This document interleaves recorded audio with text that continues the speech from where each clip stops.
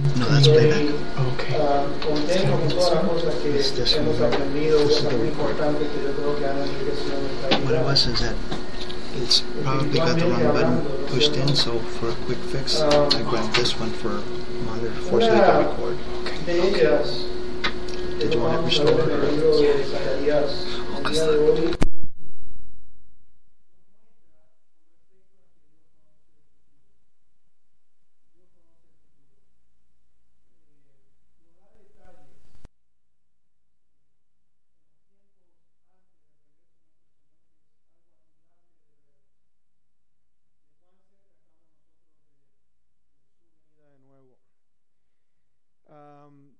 Hay muchas señales que vimos en estos 2 años con respecto a la primera venida de Cristo Jesús.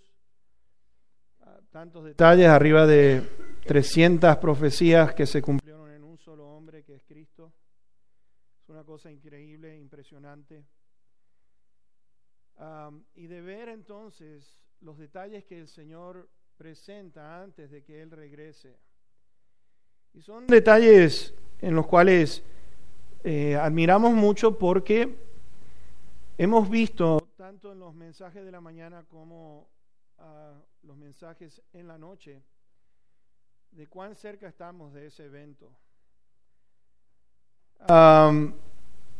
Algo, yo no sé si ustedes conocen esta historia, yo creo que sí, la mayoría conocemos de la historia del niño y del lobo, ¿no es cierto?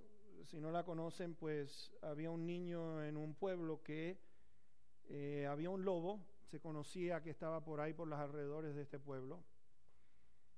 Y entonces la gente tenía miedo de este animal feroz. Y el niño, por jugar, empezó a gritar: lobo, lobo, lobo. Viene la gente corriendo para ayudarlo a este niño. Y él, muerto de la risa, empieza a burlarse de la gente. Pasa un tiempo, vuelve a hacer exactamente lo mismo. La gente vuelve a correr hacia donde estaba él. Pero en la tercera ocasión, después de que este niño se rió tanto y se burló, a la tercera ocasión comienza a gritar: lobo, lobo. Y esta vez nadie vino a ayudarlo y el lobo se lo comió al niño. Y ustedes dirán: ¿qué tiene que ver esta historia con lo que estamos viendo? Es que estamos viendo, por ejemplo, todos estos detalles que hemos estado mencionando. Estamos viendo cosas impresionantes sucediendo alrededor nuestro. Hemos estado hablando de la segunda venida de Cristo Jesús y muchos están ignorando estos eventos. En el momento que el Señor venga, muchos van a sufrir una pérdida como la que sufrió este niño. Y me temo que a pesar de que todo el informe que podamos dar y todas las cosas que podamos presentar, igual hay gente y personas que se siguen burlando de la Biblia y se siguen burlando de lo que dice aquí. A pesar de todas las cosas que estamos y hemos visto, vemos al Señor que va a restaurar lo que causó Adán y Eva al principio. La palabra de Dios nos dice que va a restaurar todo, como fue en el principio. El regreso del Señor en su segunda venida y después del milenio, que vamos a estar viendo en algunos capítulos más adelante, después de ese milenio vamos a ver, de ese reinado vamos a ver una creación nueva del universo entero, porque eso es lo que dice la palabra de Dios. Y aquí en Zacarías 9 hasta el capítulo 14 mayormente se enfoca en cómo Cristo Jesús derrota o derrumba a aquellas naciones que están yendo en su contra. Recordemos que cuando Israel vino de la cautividad, 70 años, estuvimos observando de que estuvieron habitando allí en Babilonia, estuvieron recogiendo la religión, la filosofía de los babilonios. Se les impregnó bastante todo esto. Entonces regresan a la nación de Israel, hay enemigos de Israel habitando allí, y causan lo que es problema para la construcción del templo. Sin embargo, aparece Dios en escena a través de Ageo y de Zacarías y les dice: construyan el templo. Yo estoy con ustedes, yo voy a estar con ustedes. Dios los está animando a que inicien todo esto. Como habíamos visto en el primer mensaje, en el capítulo 1 y versículo 17, el Señor dice lo siguiente: Jerusalén rebosará de bienes en abundancia y aún consolará a Sión, y Sión es como Jerusalén, la misma palabra, y escogerá todavía a Jerusalén. Zacarías está profetizando a favor de Israel, está mirando hacia el futuro para decirles lo siguiente: yo voy a estar con ustedes en todo momento, yo voy a estar con ustedes por mucho tiempo y quiero que ustedes se enfoquen hasta los últimos tiempos. Y vemos, por ejemplo, una de las grandes cosas que está sucediendo en la nación de Israel, que es lo que el Señor Jesucristo anticipó, al igual que el profeta Daniel, es la construcción del templo en Jerusalén. En estos momentos, si los judíos llegan a hacer algo indebido en el monte allí del templo, se produce lo que veríamos nosotros una tercera guerra mundial. Sin embargo, en estos días, y hemos hecho una presentación hace 1 o 2 semanas atrás, en las cuales Israel está en estos momentos enfocándose en ir a guerra con todas estas naciones. Lo hemos visto por video, hemos visto cuán cerca estamos de la venida del Señor por esta razón.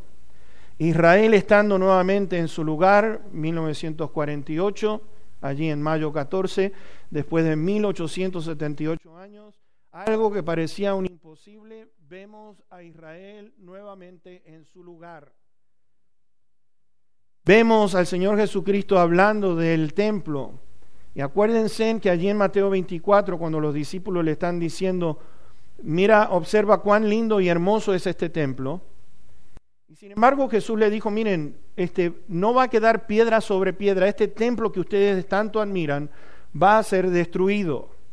Sin embargo, en Mateo 24 y verso 15 dice: cuando ustedes vean la abominación desoladora de la que habló el profeta Daniel, y eso solo puede ocurrir si está el templo en este lugar, nos está indicando de que va a venir un tercer templo. Estamos viendo a Israel en estos momentos, el gabinete político que maneja la política en Israel, están hablando cómo van a hacer para poner y construir el templo a pesar que esto cause guerra con otras naciones. Por lo tanto, estamos viendo eventos que nos están indicando, nos están dando aquellos detalles que nos están diciendo a nosotros, a esta generación, cuán cerca estamos de la venida de Cristo Jesús. Ahora, como Zacarías está profetizando a favor de Israel hacia un futuro, versículos 1 al 8 nos está hablando de la primera parte.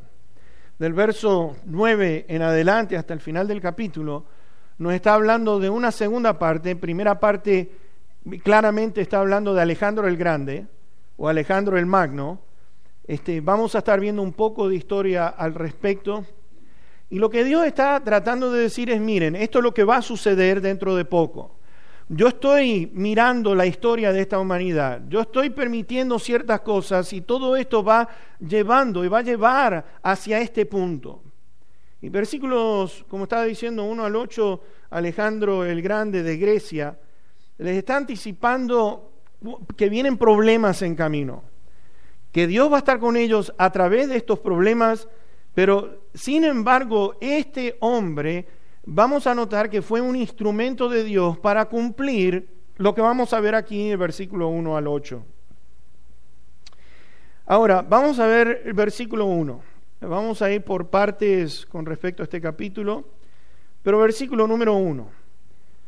Y después vamos a continuar en todos los demás versículos, pero dice: la profecía de la palabra de Jehová está contra la tierra de Adrac y sobre Damasco, porque a Jehová deben mirar los ojos de los hombres y de todas las tribus de Israel.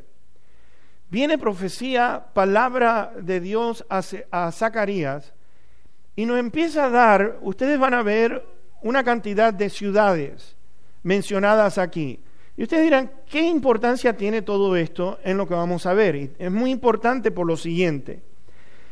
La palabra profecía, la palabra aquí en el hebreo quiere decir masa, y la palabra masa significa quitar un gran peso de encima.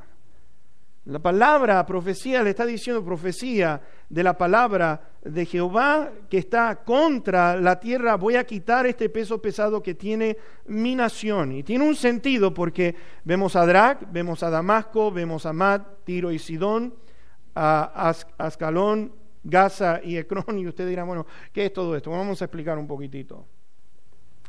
Drac era una ciudad medo-persa. Era una ciudad medo-persa. Darío estaba gobernando.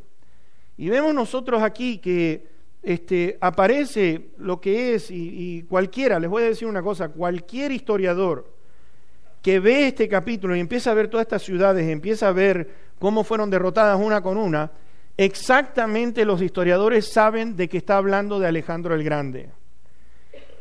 Damasco, que era la capital de los sirios, era uno de los peores enemigos de Israel. Vemos pueblo tras pueblo siendo derrotado por este Alejandro. Amat, que es una ciudad de Sira, Tiro y Sidón, que son ciudades fenicias, eran ciudades con una influencia satánica muy, pero muy grande, y vamos a ver eso en breve. Y para que ustedes puedan entender un poquitito, estos de Tiro y Sidón eran gente extremadamente orgullosa. ¿Y por qué decimos esto? Bueno, hay un militar muy conocido en la historia, Salmanasar, el asirio, sitió Tiro y Sidón, para que ustedes puedan tener una idea, sitió a Tiro y Sidón, sobre todo Tiro, la sitió por 5 años y no pudo conquistarla. Lo vemos a Nabucodonosor, un personaje que hemos estado viendo. Nabucodonosor estuvo 13 años tratando de sitiar a Tiro y Sidón, sobre todo Tiro, y no pudo conquistarla. Viene Alejandro el Grande y en 7 meses sitia a Tiro y la destruye. Los filisteos comienzan a llenarse de miedo, hay un terror, porque imagínense en aquellos que confiaban una ciudad, una isla en la cual estaba extremadamente capacitada para aguantar todo este tipo de cosas. Con esa caída cae la idolatría, con esa caída de Tiro y Sidón cae todo lo que tiene que ver a lo satánico. Y lo interesante de todo, aunque no lo crean, vuelve la historia a compartir lo que está diciendo aquí. Esta gente comienza a buscar a Dios. En lugar de sus ídolos, la historia registra que empezaron a buscar al Dios de los hebreos. Todo está registrado en la historia.